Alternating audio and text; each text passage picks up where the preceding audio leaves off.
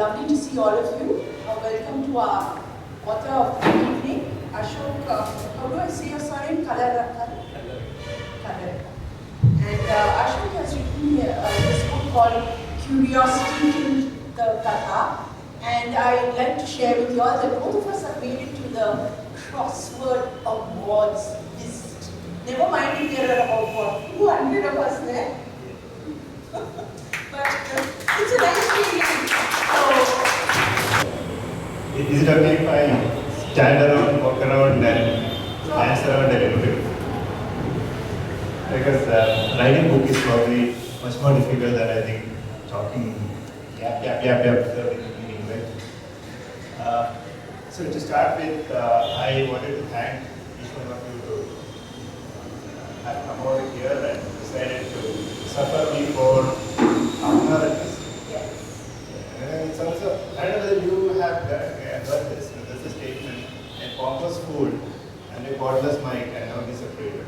Oh, don't worry, it's separated, no? So, it's my chance, the mic is in my hand. I think I don't do much about it, at least for half an hour, so I'm taking that liberty.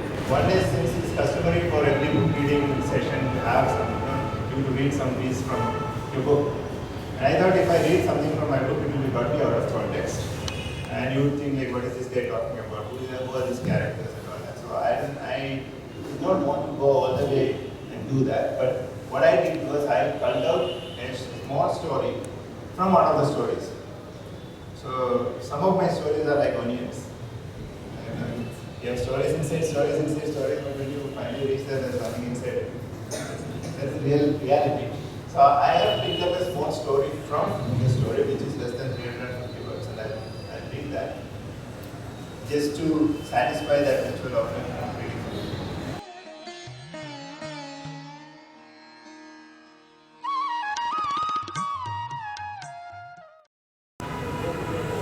This is a story I am going to read out from the book. The story inside a story I told. And the context is like this. There is a youngster named Divine Krishna who goes for a job interview in a newspaper as a journalist. And this guy is a Bachelor of Arts. He does have a journalism degree. And he faces a lot of interviewers, which includes a career journalist who has a proper journalism degree and a bunch of other people who do not really believe that this gets fit for this job. So it's a antagonistic environment, and he goes in and they start talking, and there were a lot of questions. So one of the questions asked was, what is the role of a field reporter, a journalist? So this guy says, no, a reporter should report facts, should not try to interpret events. That's his way of saying it. This is how the world should be. So one of the fellows asked, like, no, what do you mean? What do you think everyone is doing? They're just reporting facts. He said, no, I don't think so. So they told him, you have to explain. He said, like, how do I explain? The easiest way to explain is to tell you a story. And every story is an event reported at some point of time, right? In the past or some time. So let me tell you a story, and then I'll explain you the difference. So this is the story he is telling, and two flat plate, the golden eggs, everyone knows the story. So I'll repeat that story a little bit, and then in 300 words I'll tell you what he was trying to say. This is the part of the book he was saying. I don't know whether it's readable, so I'll read it out as well. It's not rocket science, it's pretty simple. Ram was a poor farmer. One day, on the way to market, he found a goose lying on the road. He took it home and fed it with the leftovers from the previous night. That day, it laid an egg, not a simple egg, but a golden one. Ram took the egg to a jewelry shop and sold it for a fortune. And especially in today's market price considered, I mean, you take a full egg to a golden shop, and I think you get a fortune naturally. So, Ram made a fortune. From that day, the goose laid one egg every day, and Ram made money selling it to various jewelers to grow rich. Slowly, one idea emerged in Ram's mind. If the goose could give a golden egg every day, its stomach should be full of gold, he thought. To get all the eggs together, he cut open the goose's tummy to find that there was no trace of gold in his stomach.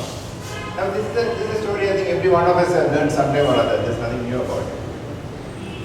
So the lady interviewer asked in an irritated tone. Obviously I told you this, the whole interview board doesn't like this guy. Just an art graduate coming and appearing for a reporter job. If I were to report just that event, the news stops here. But if I were to interpret the event, I would give a moral for the story, isn't it? Yes, of course, said the journalism man. So there's a guy, I said, career journalist who doesn't like this guy at all. That was what whoever has reported this event first, maybe an old folk storyteller centuries back, had done. He seemed to have reported this event with a conclusion.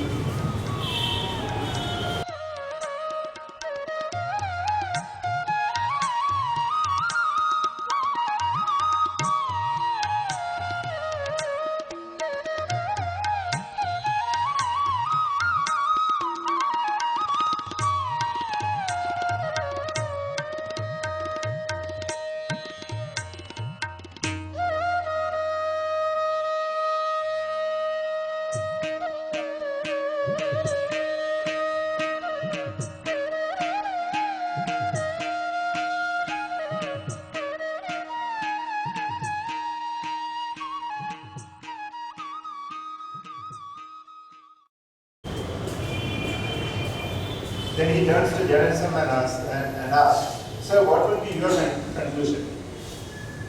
Obvious. This story and the moral is known to every kid. It's so popular. Ram's greed led to his loss. Greed leads to grief. Period. He answered half mockingly. So far, I think it's what we have heard and we completely agree with it. Now, Ivan is the guy who is appearing for the job. Ivan moved around in his chair, adjusting his legs and faced the chairman of the board. Now in the story, if you look at the chairman, was one person who was non-committal. He was not against this guy or for this guy. Sir, now let me change the event a bit and take this forward. Instead of the goose laying golden eggs, assume that Ram's goose was laying only normal eggs. Ram then thinks that he could get all the eggs one shot and cuts off on the goose's tummy. What would he say about that? What would be your conclusion? That's pure stupidity. No one would kill a goose thinking all eggs can be taken out in one shot. Blurted the journalism man before realizing his mistake. Ivan jumped on this. Exactly, sir. If the egg was normal, then Ram was just stupid. If the egg was golden, then Ram was greedy. So he goes on to prove the point, saying that the process of cutting open the goose's mouth and goose's stomach is what makes him stupid or greedy. It's just the fact that what was inside, what was supposed to be inside.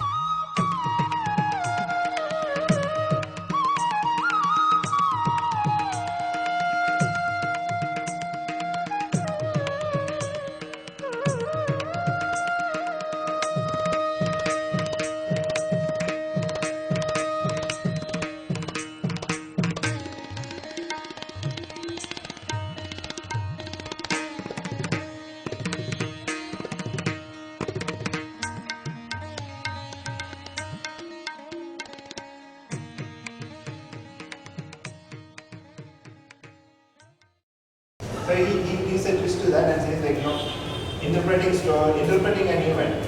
Event is saying somebody cut off a goose's stomach, and you should not say whether the person was greedy or the person was stupid. So this is a part of the story where Ram I think has at least two more similar stories to explain why journalism being done in today's world is wrong. I'll leave it to you to read it and probably decide whether Ram was right eventually or the rest of the folks were right. And every story has a twist at the end, so it could be that the way you are led through the story may not really mean that's the way it's going to be. Okay, so that was the first part I wanted to do. Any questions before we move forward? Any comments? How does the story relate to the journalist? Yeah, he was saying that you have to report facts. And you should not say the facts really point to this. This is the interpretation of the facts. This is the conclusion from what was happening.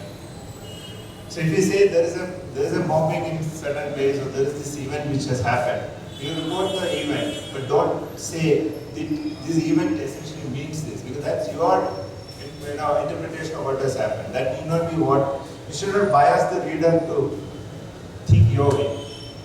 That's your story, it's not what has happened. So that's what he was trying to say in this case. And it's interesting the way he is trying to go through certain other events also, because this question leads to another question, and so on and so forth. And each one he explains with a story from the past. And in fact, I have this liking for little folk tales we learn throughout our childhoods, and I have used many of those stories with some changes at the end, which will make you to sit and think, okay, I would not have thought that way, but if I were to think that way, probably yes, the conclusion would have been different. And this is one of them which I have used. I think 5-6 such stories have been used in various stories. Any other question? I have a comment. Being a journalist, what I want to say is the basic thing about journalists are you're supposed to be objective. Whatever you write, you're supposed to be objective. I mean, that's legendary, supposedly. But we're all human, and our biases do come out. So, but we are supposed to, according to what a journalist is supposed to really do, you're supposed to speak on both sides of the subject. So if we're talking about this goose now, what would you say would be objective at the goose and the cutting of its stomach, its tummy, and getting the whole leg out? How would you consider that an objective story, Ashok? Yeah, it's an interesting question. Yeah. First of all, it's not me, it's Ivan Krishna, my character. Yeah. Okay, and he's much more intelligent than I am, that's the assumption. Then, I would say he would have stopped at the place where this person has cut off on his stomach and looked in and he didn't find anything. Just a report. Yeah, this way. And I mean, that actually, this famous example which people give, saying that a bunch of sales executives for a Ashok company was sitting around and discussing their strategy, which country to go. So somebody said, like, let's go to, I'm giving an imaginary country, or a country which exists, but it's purely for this case. Say Lesotho, let's go to Lesotho for as an expansion. So one guy said, no, it doesn't make any sense. I have looked at the data. Almost nobody uses footwear in that country. 99% of the people don't use footwear, so it's not worth going there. So that is his conclusion. The data says 99% of the people do not use footwear. It's not worth going there. There's another gentleman who obviously was from IMACO. Bad reality to it, no? So he said, yes, that's true. 99% of the people do not have footwear. The other way to put it is only 1% of the people use footwear. That means there's an opportunity. 99% of the people need footwear. He changed it from do not use to need. But those are conclusions. Where I'm coming from is reporting is not about concluding. And those are conclusions, and those conclusions, at least Ivan says, you give it to the reader to decide what he has to make out of that story. Anyway, I think I'm not dogmatic about that. Okay. Yeah, that's fine, that's fine. It's like this Uttarakhand problem that we've had, and we've read all different angles. Different journalists have interpreted it differently. Say an environment journalist would interpret it one way, a person who's reporting would just report on the ground. If there's somebody else, they would sensationalize it, focus only on people who are dying in the buildings which are being swept away. So yes, I guess you get different varieties of journalists and different varieties of stories. But finally, what we all learn from it is whatever we are able to. And I'm hoping, as an environment journalist, the journalist who said it is an act of God, I hope many of us realize it isn't. And I understand where you're coming from when you say a journalist is biased in whatever they feel like, and so it comes out in the story. So we've got to understand that these kind of things not really God. I mean, you can't blame God for everything. It's definitely being humans who have desecrated what God gave us, essentially, which finally caused whatever the tragedy magnified. So yes, I agree with where you're coming from. Leave it to the reader to be able to form their guides. Yes, thank you. Okay, thanks, man. Any other questions, comments? Let me ask you one. Since Marian said it's a very informal book, does this make you interested in reading this book? Asking you a very blunt question. If it doesn't, Can I interrupt? All the stories have a twist. And that's what I liked about his book. Every single story, you pick up the first one and you suddenly get drawn into it. You can't put it down. And then there's a sudden twist at the end which kind of takes you off. And that's what I liked about the stories. All of them were like that. thank you. And if whatever I said did not make you feel like reading it, it has nothing to do with the book, it has only to do with my way of